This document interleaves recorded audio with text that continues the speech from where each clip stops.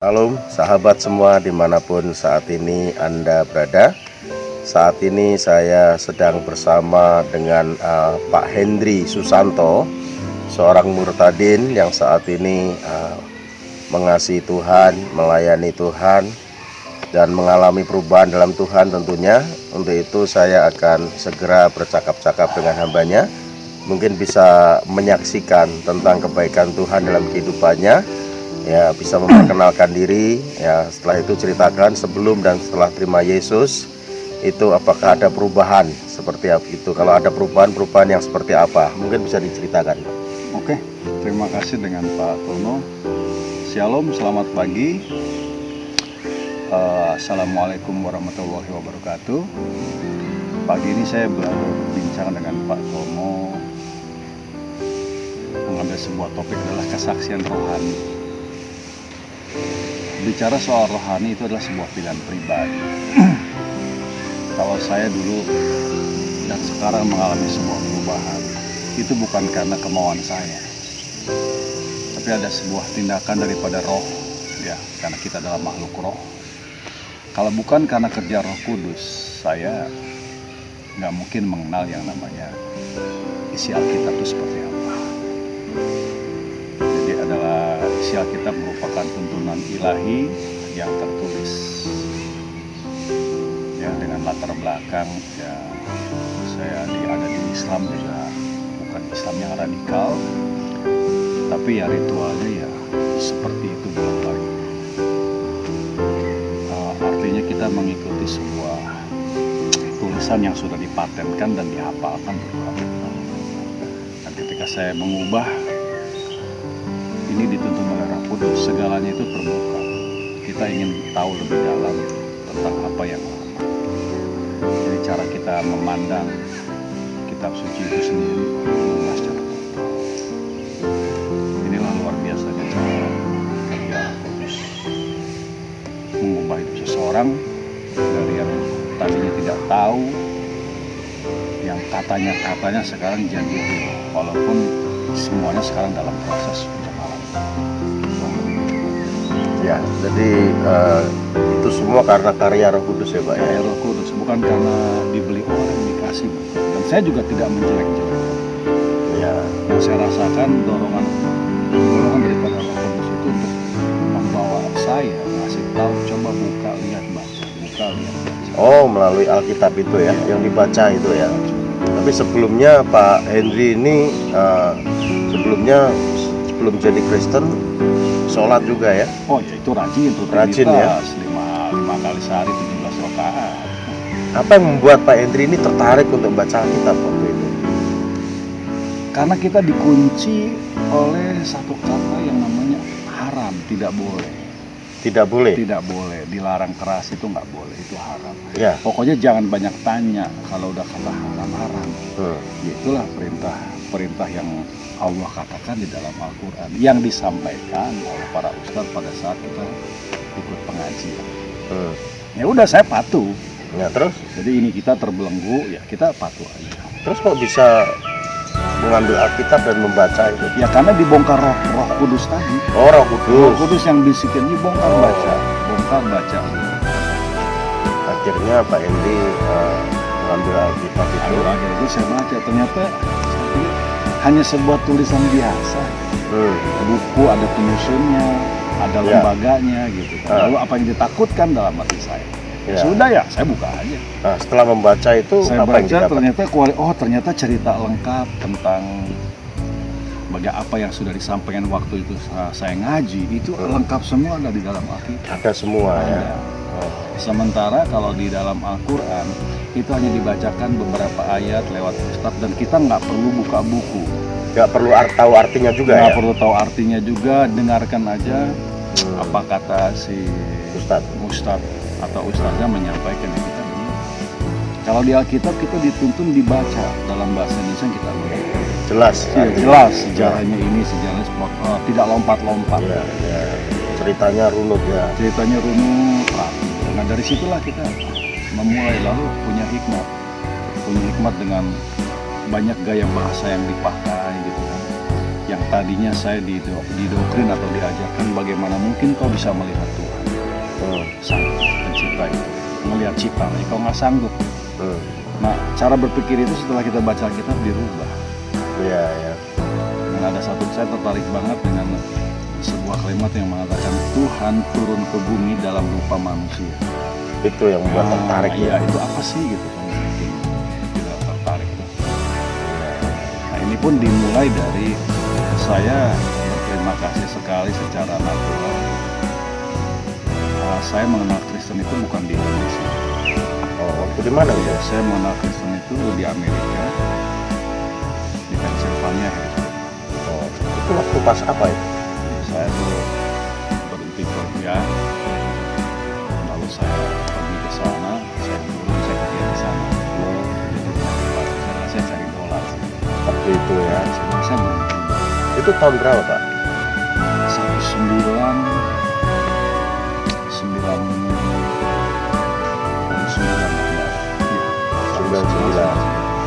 Waktu di Amerika itu ya, 1999. Lalu Pak Hendy ini setelah membaca Alkitab memiliki pemahaman yang benar ya tentang firman Tuhan itu ya yang dibaca secara runut itu, lalu membuka hati terima Yesus tahun berapa? 2006. 2006. Berarti ada proses ya? Ada proses. Bertanya-tanya apakah benar Iya. untuk memutuskan ngambil Nggak langsung cek Ya. gitu terima enggak. keputusan untuk membuka hati terima Yesus Iya, itu dari ya. tahun 2006 saya bisa buka. 2000. Ya, Jadi ya. ada proses. Ada proses ya. Dan itu tidak ada pengaruh unsur ada yang biayain atau gimana. Saya cari sendiri. Cari sendiri. Dan selama saya di Indonesia tuh saya belum pernah yang namanya masuk gereja. Waktu di Indonesia, tapi setelah saya di Amerika, karena komunitas orang-orang Indonesia di Amerika itu adanya di gereja. Nah, saya ada di gereja Katolik Ortodok yang besar sekali. Ya, bangunannya itu ya. Itu ya. Megah, mewah itu. Megah, mewah di situ. Disitulah saya pertama kali di dalam gereja itu seperti ini. Di waktu di Indonesia di Jakarta saya tidak tergerak sama sekali Untuk masuk gereja. untuk masuk di gereja karena kan Dan kita- waktu itu memang masih dalam proses tanya-tanya ya. Tanya-tanya. Untuk cari kebenaran itu. Betul. Apalagi sebelum saya berangkat ke Amerika, saya kan sholat rajin dalam artian ya memang rutinitas subuh, asar, maghrib, isya ya kita normal aja. Iya. Kadang ikut jadi muadzin di masjid gitu, udah begitu aja rutin gitu kan. Damai, tenang, di lingkup itu ya damai, tenang. Tapi sambil menggali ya. Ya sambil menggali nanya-nanya. Pengen tahu, pengen ya tentang ada kebenaran apa di Alkitab itu, Iya. dan sambil bertanya-tanya. Sambil bertanya-tanya, akhirnya saya memberanikan diri ke sana, ke sini. Lalu masuklah dalam perdebatan, yang debat lah, kalau debat lebih ekstrim sih. Diskusi teologis gitu kan tentang kebenaran. Pertama Islam Kristen. Ya, karena kita kalau lagi diskusi dengan orang, pesen guru ngaji kita tuh udah gampang lah. Yuk kalau ada gitu-gitu cukup katakan lakum dinukum waliyadin selesai. Kum dinukum waliyadin, agamamu agamaku, agamaku agamamu, nggak usah ganggu. Nggak usah lagi ganggu lagi. Itu ya. Nah kita terkunci di beberapa kalimat ditanamkan itu. ditanamkan sama bacaan Quran yang mengatakan keesaan Tuhan bahwa bagaimana Tuhan bisa beranakan diperanakan. Nggak mungkin lah. Tidak mungkin. Nggak mungkin. Dan diperanakan itu mereka mengasumsikan dalam arti biologis. Ya, padahal nggak seperti itu. Enggak seperti itu, karena saya tidak paham ada istilah anak bukan harus terlahir dari perempuan. Tapi karena sudah dikunci dengan pemahaman seperti itu, jadi kita nggak tahu kebenaran ya. Nggak tahu, ditutup. Ditutup seperti itu bahwa Allah tidak beranak dan diperanakan gitu ya. Lam yalid walam yulad, nah itu udah harga mati. Harga mati. Ya, ya. Tapi setelah kita belajar dengan sebuah istilah yang dibilang anak Allah, Allah beranak, itu bukan berarti secara Biologis.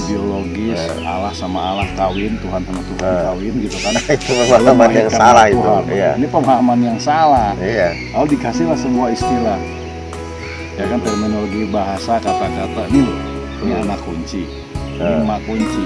Kamu pernah lihat emak kunci kawin? Nggak ada. Lalu melahirkan anak kunci? Itu. Nggak ada. Iya, Iya kan? tapi kadang orang tidak memahami. Orang nggak paham, nggak mau Itu tahu gitu. nggak mau tahu karena memang sudah dikunci pemahaman Sudah dikunci. itu bahwa Allah tidak beranak dan diperanakkan. Itu ya. Lagi banyak istilah anak tangga. Lihat nih, ini ibu Iya. tangga nih yang panjang. Ini yang potong-potongannya anaknya yang kita injak. Iya. Apa kamu pernah lihat Ya. sepasang ibu tangga ini kawin gitu kan? Nah itu dia. Akhirnya di situ pelan-pelan kita cara berpikir kita dibuka. Dan yang lebih hebatnya lagi, untuk orang yang percaya mengenal jalan kebenaran, dia harus mengalami perjumpaan pribadi. Ya. Nah, kalau kita bisa mengalami perjumpaan pribadi dengan Tuhan, udah nggak bisa dilawan. Ya, Nggak bisa dilawan. udah nggak bisa tawar-menawar. Nggak bisa Pokoknya tawar-menawar lagi, harga mati. Karena sudah mati. kebenaran itu yang sudah menjumpai kita, hidup dalam kita. Betul. Itu nggak mungkin Apapun kita buang, Iya. walaupun istri apa kita buang. Itu Itu harus resikonya ya, ada resiko, tantangan. Ada tantangan. Iya, iya, iya. Lalu gini Pak, setelah Pak Henry ini membuka hati terima Yesus sebagai Tuhan dan Juru Selamat, reaksi dari keluarga gimana? Istri? Kalau keluarga kan saya belang bentong. Jadi saya keluarga itu gado-gado Pancasilais. Terus kalau istri sudah pasti karena saya dulu Islam ya sholat di rumah ya dia tidak terima. Nggak terima ya? Nggak terima ya lalu tuntutannya ya saya udah nggak mau lagi sama kamu karena kamu kafir murtad. Itu pun Istrinya Pak Henry menolak Pak Henry menolak. karena sudah menjadi orang kafir katanya Kafir. gitu ya. Yang udah pokoknya udah harga mati. Saya dia bilang lu mencuri, ngerampok, maling, garong gitu kan, narkoba masih saya terima gitu kan. Ya. Tapi kalau udah pindah agama, keluar agama, selamat jalan. Akhirnya? Ya akhirnya diputuskan cerai dan saya juga tidak melawan anehnya.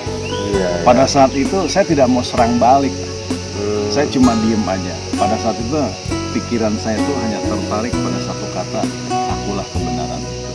Iya. Akulah yang selama ini kau cari-cari dan kau sembah. Aku ada di sini. Karena sudah menemukan kebenaran itu, Nah itu lagi.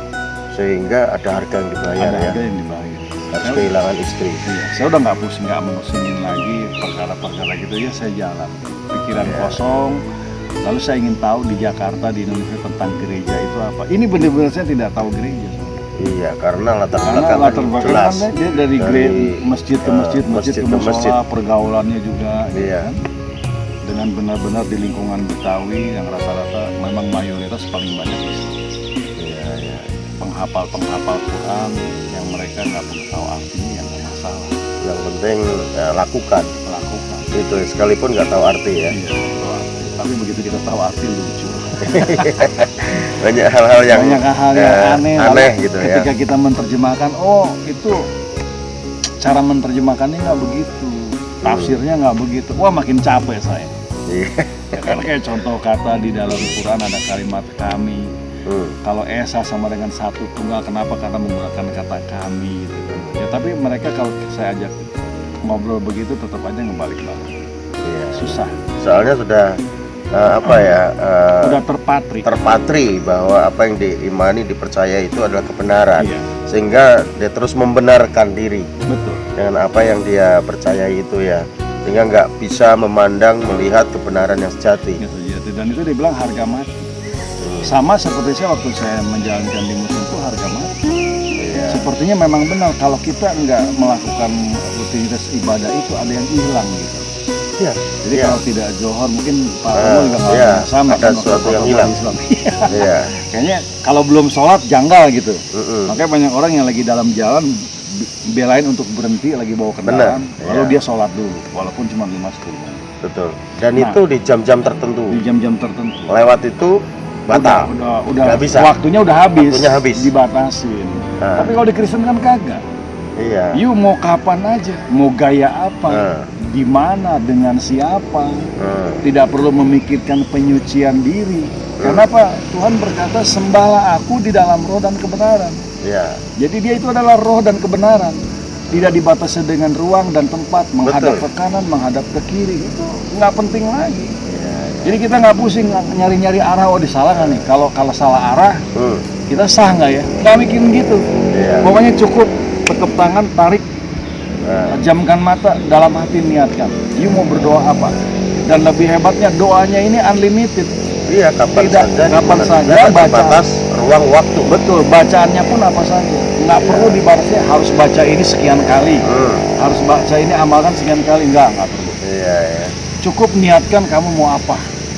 Ngomonglah dengan posisi apapun, lagi kendaraan, silakan. Nanti Tuhan yang maha tahu. Maha yang tahu, omnipresent.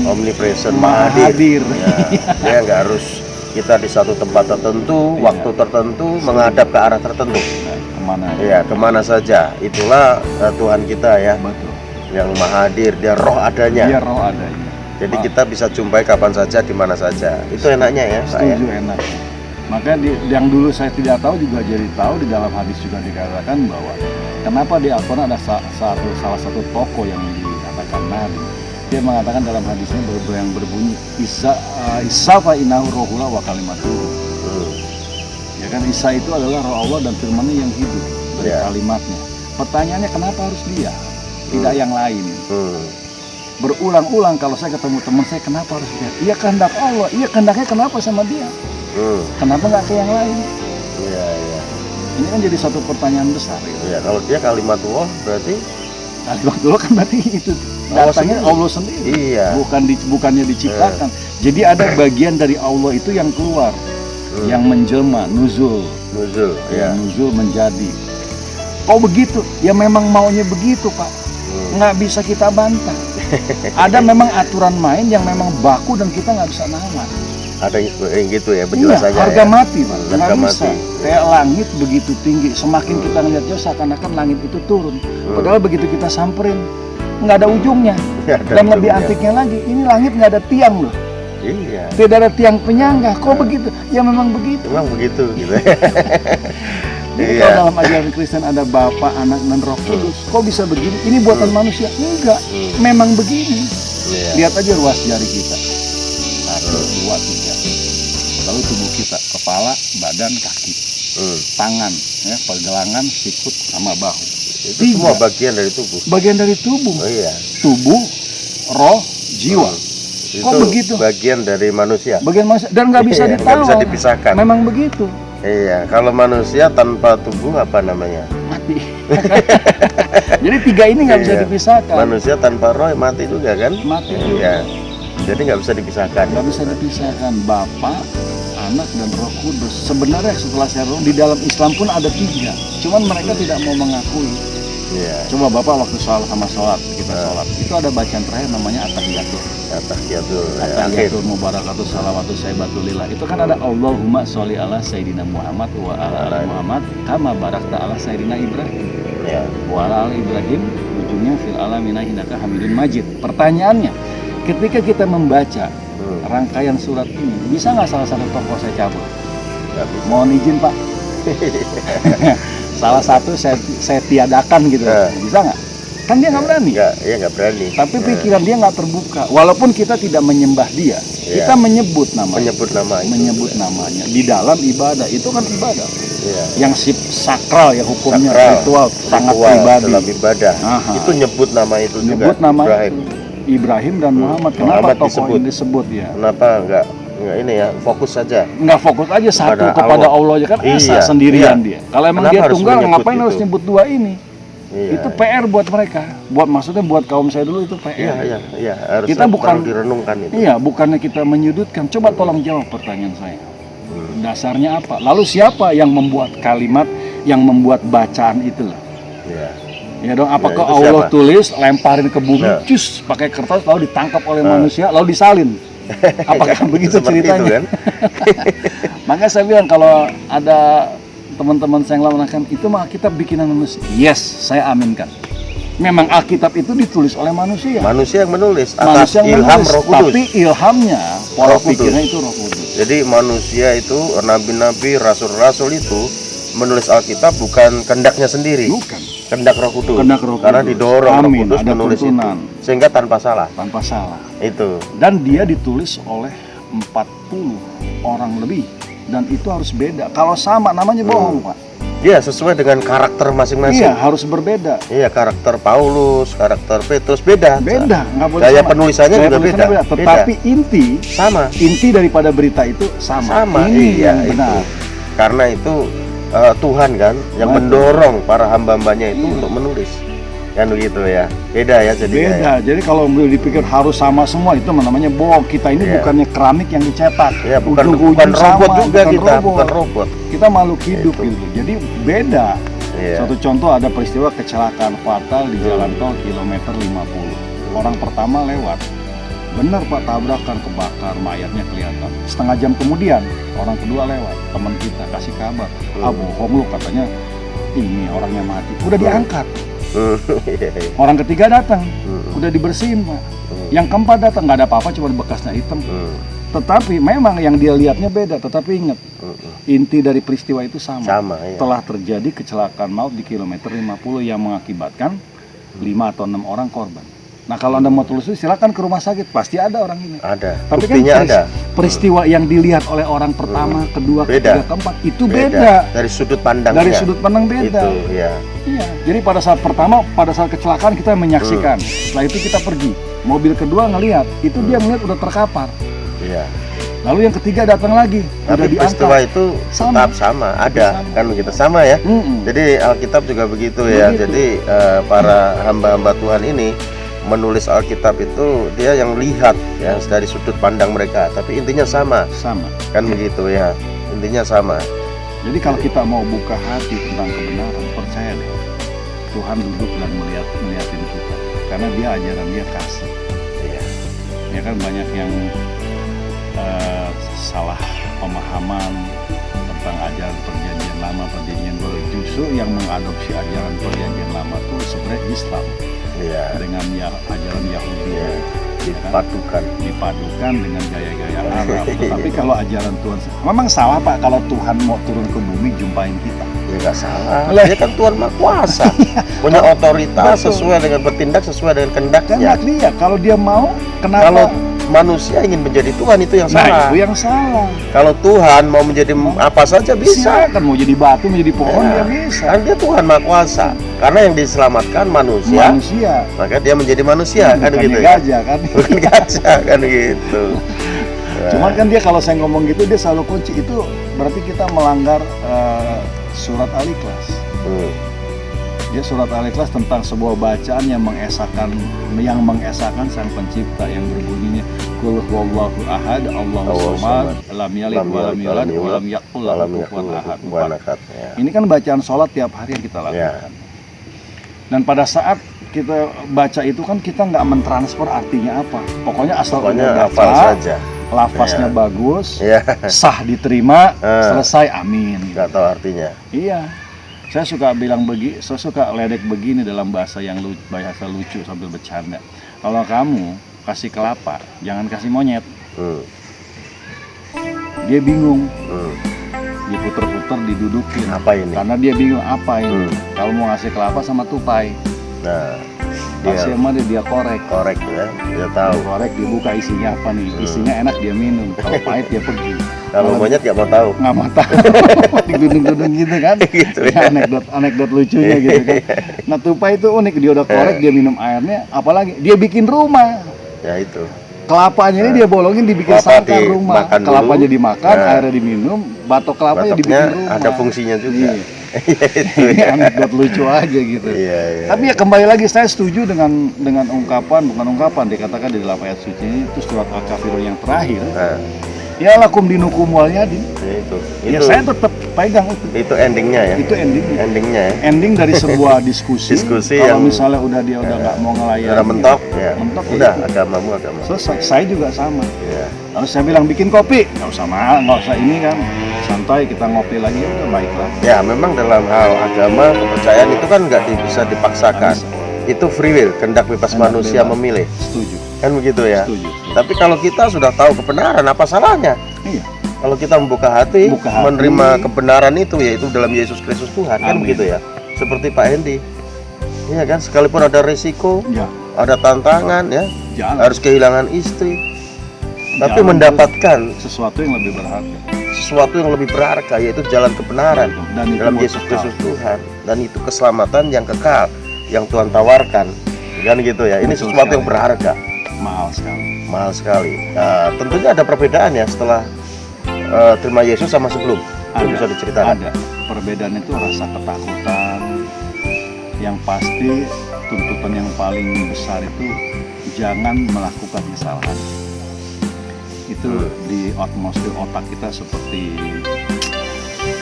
sesuatu gaung yang nggak pernah hilang.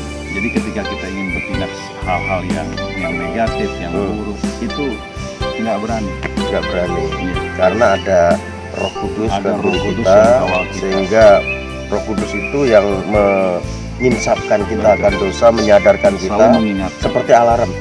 Pada saat kita mau melakukan kesalahan, Dia mau bunyi. melakukan dosa, Dia dia bunyi ya. Dia memberitahu, oh itu nggak boleh. Nah itu yang luar biasanya, nggak diterobos saja. Itu ya, dapat membedakan. Ya, makanya apa-apa jangan nyalain Tuhan, salahkan dirimu sendiri gitu. Ya, Tuhan udah selesai. Beda-beda sekali lah ya. sangat beda ya, Cara Pak. kita memandang udah lagi tidak terikat oleh liturgi, pakaian, adat istiadat. Kita bebas. Mau Bebas. gaya apapun bebas. Tapi ini kebebasan di dalam Tuhan, bukan bebas melakukan dosa. Betul, Ya kan? kebebasan di dalam Bebas dalam kebenaran, ada aturan. mengekspresikan untuk Tuhan, kan begitu ya. Luar biasa. Ya, baik pemirsa, ini perbincangan yang sangat luar biasa. Saya bersama dengan Pak Hendy ya, yang latar belakang dari Muslim dan sekarang sudah hijrah, terima Yesus sebagai Tuhan dan Juru Selamatnya, dan hidup di dalam Tuhan. Tentunya ada jaminan, yaitu kehidupan kekal dalam kerajaan surga, karena hidup dalam Tuhan dan hidup menurut aturan Tuhan tentunya, yaitu dalam firman-Nya. Amin. Ini penting untuk kita renungkan, untuk kita ketahui kalau kita sudah percaya kepada Tuhan, jangan pernah tinggalkan Tuhan. Dan kalau saudara ya belum tahu tentang kebenaran, dan saat ini saudara mengerti kebenaran, sudah mulai tahu kebenaran dan mengerti kebenaran, jangan keraskan hatimu. Buka hati, terima Yesus sebagai Tuhan dan Juru Selamatmu, dan hidup di dalam Tuhan. Maka engkau memiliki jaminan kehidupan kekal dalam kerajaan surga. Terima kasih buat waktunya ini, Sama-sama. Pak Hendy, yang Ya, luar biasa, luar biasa. memberkati setiap pemirsa semua. Baik, pada akhirnya saya Pastor Cornelius Ratomo Jati bersama dengan Pak Hendy ya undur diri dari hadapan saudara, dan doa kami buat saudara semua tetap sukses selalu, sehat selalu. Tuhan Yesus memberkati. Salam.